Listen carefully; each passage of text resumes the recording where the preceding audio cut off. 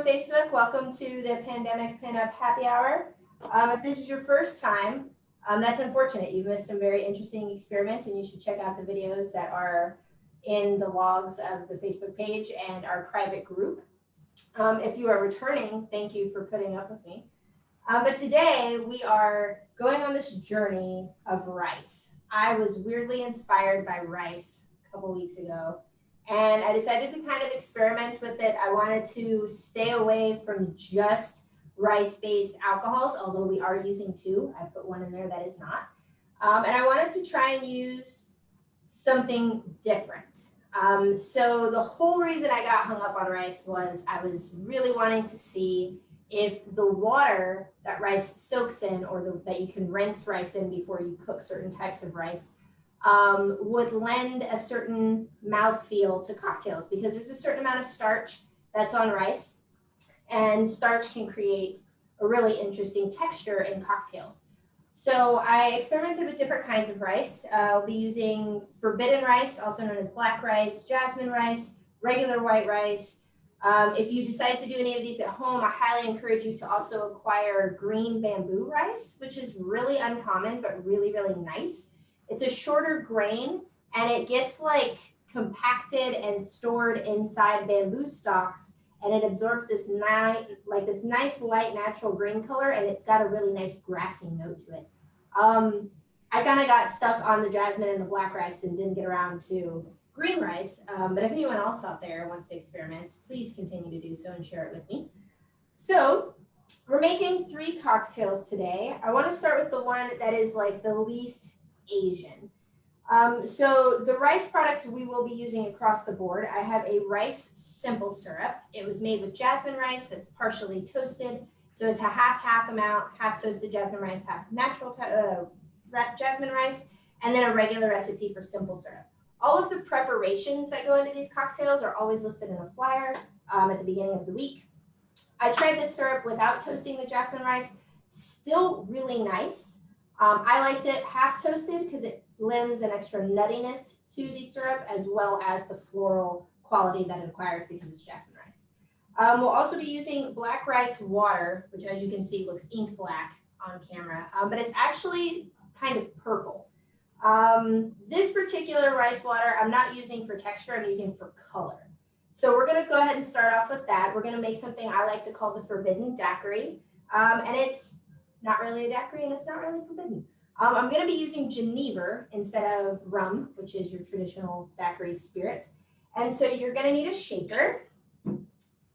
We're going to use a 3/4 ounce, or no, sorry, a 1/2 ounce of our black rice water. So for you to make rice water, you usually want to soak whatever your quantity, 1 part rice to 2 parts water, anywhere from 4 to 24 hours. It just kind of depends on your rice. But you'll get this color immediately. So if you're not doing it for starchy purposes, you could probably let it soak for 20 minutes and be good. And then we're going to use a 3/4 ounce of our toasted jasmine rice syrup. I originally wanted to make this daiquiri with yuzu juice. I, however, decided to experiment, which I shouldn't have done. There's a yuzu like semi-concentrate that I always buy that is phenomenal, and then I found another brand that was a little cheaper, and it's not as flavorful. So while this recipe would probably be amazeballs with yuzu, the yuzu I bought was not, it just kind of tasted watered down, so I'm going to go ahead and use lemon, but if you happen to have yuzu at home, please use yuzu or yuzu concentrate. So I'm going to use 1 whole ounce of fresh lemon juice. And then we're going to use Geneva, which is a spirit that comes out of Holland. Similar to gin in a lot of ways, not similar in other ways, but that's another class for another time. Today's not a Geneva class, today's a rice class. So I'm going to use 1 ounce and 3/4, which is kind of an unusual amount for the cocktails that I make. Usually you'll see that I use like a full 2 ounces or 1.5 ounces. But I tried both of those, and 2 ounces was way too strong. None of the other ingredients came through, and 1.5 just wasn't strong enough. So pronto gin, yeah, quick gin. Geneva is kind of like quick gin. That's a good way to explain it. So if y'all are interested more in Geneva, I could totally do a class on Geneva. The other ingredient is Peychaud bitters. I tried this with a couple different bitters. Peychaud tends to be my favorite, and it's only 1 dash. And anytime you use a bottle with a dasher, have intention. Actually smack that dash into your cocktail. So we have all of that in there. We're gonna ice up.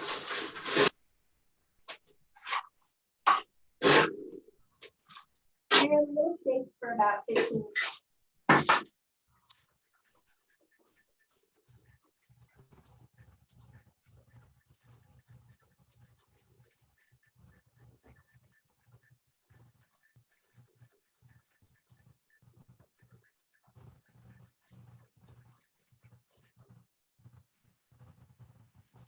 So the one thing to know when you are shaking cocktails that have rice water in them, and also the rice syrup, but more so the rice water, they tend to get really frothy. So I'm gonna serve this up, which means without ice, like a traditional daiquiri, but in a non-traditional cup. And I'll bring it over to the camera closer in a minute, but it's this beautiful red purpley color. It almost looks like wine. And believe it or not, that's all the rice juice. The 1 drop of Peychaud did not really add to it. And then I have a dehydrated lemon that I made in my oven last night. And I'm gonna dash my dehydrated lemon with 2 or 3 dashes of Peychaud and just kind of roll it around and let it soak into that dehydrated lemon. And then I'm gonna put that over the top. And that's to just add an extra floral note. And then if the person wanted to sink that into their glass, it would add more flavor. But look at that color, guys. That's strictly from the rice water. So when I was making this cocktail, a lot of people, when you batch cocktails, will try to include dilution so that you don't have to continue to shake them. So I shake this just to chill it. I'm not too worried about dilution. You want to make sure you don't use wet ice, which is ice that has either been rinsed or used before. You want to use fresh ice from your freezer, and you're just trying to chill it because the water from the rice is already providing the amount of dilution. And that is the Forbidden Daiquiri. Now we're going to move on to one of my favorite cocktails that I've come up with. This was the entire premise for the rice water. I was like, it would be really interesting if it adds mouthfeel. Also, what kind of beverages out there are based on water? Obviously, a lot of them, but like that flaunt the amount of water that they have other than water itself. And what came to mind was aguas frescas, which is this thing that they have in Mexico where they take fruit, blend it with water, but the ratio of water to fruit is much higher on the water side, and it's very lightly sweetened. So it almost tastes like water has been sitting close to fruit as opposed to a fruit juice. So I took that concept, took the starchy rice water, blended it with peaches, which is what we're going to be using, and then I decided to come up with a boozy agua fresca. And because I'm using sake, which is a rice-based alcohol, I decided to name it Whisper in Japanese, which is Sasayaku, because it's when you drink it, it's like the peaches are whispering. As you can tell, I'm kind of new. So for this cocktail, you are going to need, I'm going to show you on screens water. So I took the starchy water, I blended it with the peaches, so it is a little thick, but I fine strained it, and some of it still made it through, so it is a little, very mildly pulpy. So I'm going to double strain this particular cocktail. Actually, no, I'm not going to double strain it. I like the texture. We're going to leave all the texture, and we're not double straining it. However, I am not one for waste. So if you happen to make this, when you're straining your rice peach water, you'll have like a kind of starchy pulp left of the fruit, as long as you blend it really nicely. So if you take that, put it in a bowl, add in a spoon or 2 of sugar, and then like spread it fine on a parchment paper and bake it for about 10 minutes, maybe 15, depending on your oven, at 325, you'll end up with a really tasty version or riff on a tuile, which is a French cookie, and it'll be peach flavored. I made those today, and I had like enough to make 3 little ones, and they are delicious. I will definitely be doing this again. So we're going to use 1.5 ounces of our peach rice water. We're also going to use 1.5 ounces of our sake. Sake is a lower ABV spirit. You can infuse your own sake with cucumber. I happen to really like this one, and it just kind of takes all of the fuss out of it. A lot of flavored alcohols are not something I usually tend to go for, but this one I like. And if you are going to infuse your own sake, know that not all sakes are created equal. So 1.5 ounces of the sake. And 1/2 ounce of our lemon juice. And we're going to go back to this rice syrup. This rice syrup, I made it knowing it'd be okay, like it was tasty. But when I made it and realized how delicious it was, pretty sure I said the phrase, I would want to drink this entire bowl of syrup, which would be a very unhealthy decision. But it's so good. I don't know how to explain it, but it's just got one of those I can't stop kind of flavors to it. So in our shaker, just to recap, 1.5 ounces of our starchy peach water, 1.5 ounces of our cucumber sake, 1/2 ounce of lemon, 1/2 ounce of our rice syrup. So as you can tell, it's kind of an easy thing to remember. 2 things with the same measurement and the other 2 things with the same measurement. So I'm going to go ahead and ice up this shaker.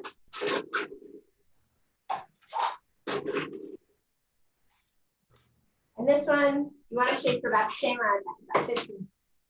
I'm going to go read the comments while I shake. I don't know what's going on over there.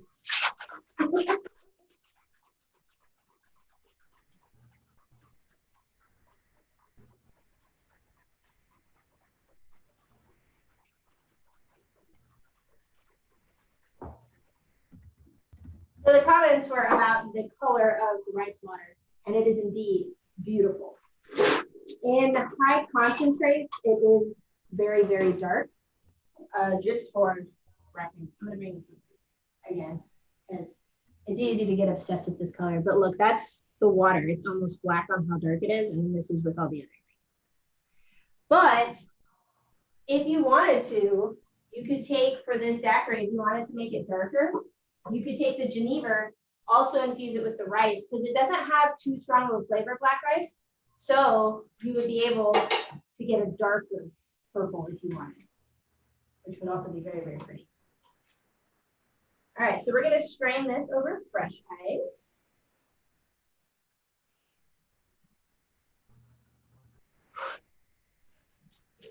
And in the spirit of using as much as we can from everything that we have ingredient-wise, I knew I was going to chop up the peaches.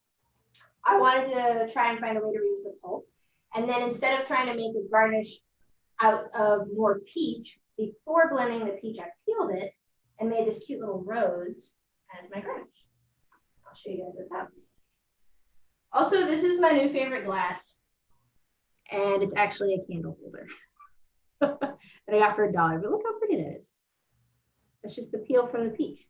So it also has a lot of nice aroma, but you also have like all the different tones of peach. So this is like a nice lighter pink, and then you can see the inside of the flesh, which is nice and orange, and then you have the darker amber red tones of the peel.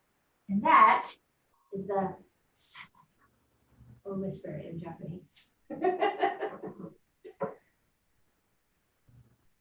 All right, and I know we're moving kind of fast if you are watching along on Facebook at some point in time. So if I miss anything or there's any questions, something that didn't get covered, please feel free to reach out. But I wanted to make sure to be able to make the last one before news has to dip out. So I'm super excited about this cocktail. So I wanted to do something super playful, which I haven't done in a long time. I wanted a cocktail that was kind of dessert-like, but not heavy. I also wanted something that was very playful, where you drink it and you feel like a toddler. So I came up with this idea to take a candy that I really, really like, that I grew up eating, called Botan rice candy. If you've ever seen this box, it's got like a weird little lucky cat on one side and then this like fat Asian baby on the other side. And it's kind of, the flavor is very hard to describe. It's very unique to this candy, but I want to say it has a little bit of orange blossom added to a bunch of rice flour, and it makes this little chewy candy that's wrapped in rice paper. So the candy is rice-based. It's also wrapped in rice paper, and I took Sochu, which is a Korean rice-based spirit, not to be confused with soju, which is similar but from Japan. And soju from Japan can have other grains, whereas sochu from Korea is always rice. And I let that infuse, and it made this beautiful, like Hello Kitty pink color. I'm so excited about this, and it's so good. It's so tasty. Like the soju itself was great, but then you put this candy in it, and it surprisingly didn't make it super sweet. I don't think it dissolved all the sugars. It dissolved like all of the flavoring agents and the texture. So you can kind of see it's kind of milky because I let it dissolve with the rice paper in there. So the concept was to come up with something playful like this candy. The candy's fun to eat. It has something that disappears when you eat it, the rice paper. And then if you've ever bought these, they have this like fun little sticker. So I was like, how can I turn that into a cocktail? I did a lot of research to make sure. I reached out to a couple colleagues from Japan to make sure that I wasn't going to offend anybody by making this cocktail. I'm calling it the Tipsy Tokkuri. I think that's how you say it correctly. Tokkuri is the little carafe that you use to serve sake in, that you would usually pour sake from there into sake cups. However, I didn't know if they would be offended if you drank directly from the tokkuri. From what I was told, they would not be offended. However, some very old school Japanese chefs and bartenders would probably be like, these crazy people, what the hell are they doing? So it's not offensive, it's just very different, is what I would love to believe. So to make the Tipsy Tokkuri, we are going to use 1.5 ounces, and this is a very Asian fusion cocktail because I have like jasmine rice, which is really popular in Thailand, and our syrup. I have the Botan rice candy, which I'm pretty sure is from China, or maybe it's from Japan. I don't remember. Product of Japan. And then we have the soju.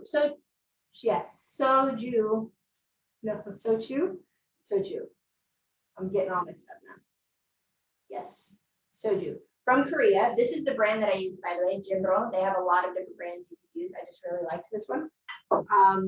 And we're using mochi, which is also something you can find in like other areas of Polynesia. So it's a very fusion cocktail.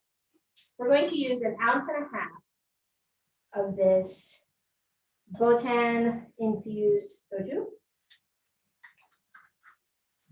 Use 1/2 ounce of lemon juice. 1/2 ounce of our phenomenal rice syrup. As you can tell, I didn't even bother with any other kind of sweeteners. I did actually test most of these with like honey syrups and regular simple syrup, and there's a little bit of added depth that comes from the rice syrup that I just couldn't not use. And then I'm going to use 2 dashes of orange bitters, again with intention. And just because when I made this cocktail, it was good, but there was a tiny quality of cloyingness, which is when things become a little too sweet that you can't drink enough or you can't drink too much. And the color of the pink got diluted a little. So did some experimentation, and I came up with a solution. I have some fresh strawberries that I'm going to throw in there and give them a really quick muddle. And what this does is it adds another element of like freshness to the drink. So it kind of overpowers the cloying quality that it had. And then it'll add a little extra color. So it'll bring it back to the pink that it originally wanted it to be. Now we're going to add ice, like I do. I'm going to shake it up.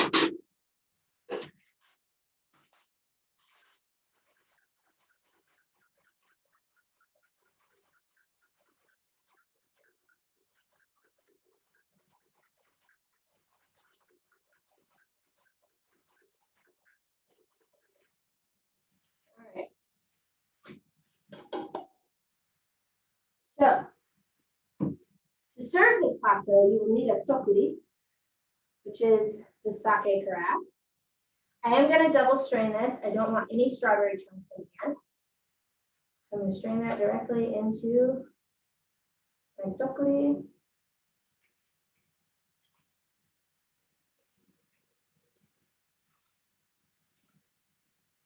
Just going to be a little patient. The cocktail will seem like it's really thick, but that's also because I shook it really hard to help mask or muddle up the strawberries a little bit better. But it's not really a thick cocktail. It just has to make it through all these ice chips.